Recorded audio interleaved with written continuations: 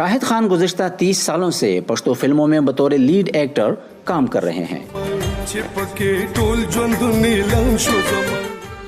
اس دوران انہوں نے لگ بھگ 350 فلموں میں کام کیا ہے۔ عید کے موقع پر وہ عموماً انتہائی مصروف ہوتے ہیں کیونکہ ان کی فلمیں ریلیز ہو رہی ہوتی ہیں۔ کرونا وبا کے باعث اب وہ دن گن رہے ہیں کہ دوبارہ فلموں میں کام کر سکیں، لیکن یہ مشکل دور ان کے لیے نیا نہیں۔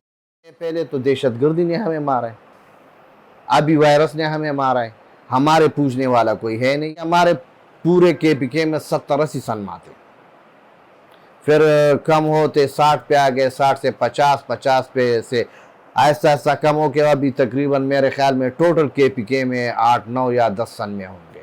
تو زوال فلم کے لیے نہیں ہے، زوال جو ہے سنما پہ ہے، جو دہشت گردی کی وجہ سے لوگوں نے سنمے توڑ دیے۔ پشتو فلم انڈسٹری کو پالی ووڈ بھی کہا جاتا ہے۔ اچھے وقتوں میں سال میں تقریباً 30 تک فلمیں بنتی تھیں۔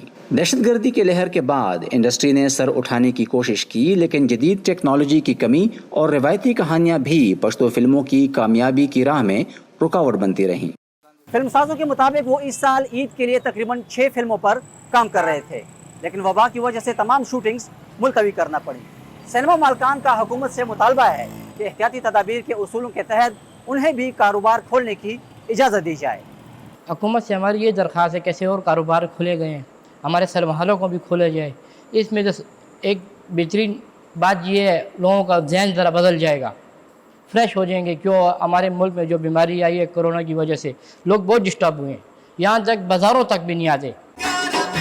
کرونا وائرس کی وبا سے قبل پشاور کے میوزک اسٹوڈیوز بھی ریکارڈنگ میں مصروف رہتے تھے، لیکن اب یہاں خاموشی چھائی ہوئی ہے۔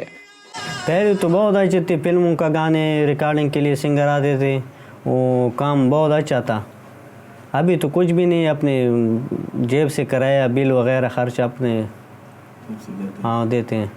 یہ پنشنی بھی بند ہے، شادی حالی بھی بند ہے، سب کچھ۔ بس سنگر بھی ابھی کس لیے نہیں آتے ہیں۔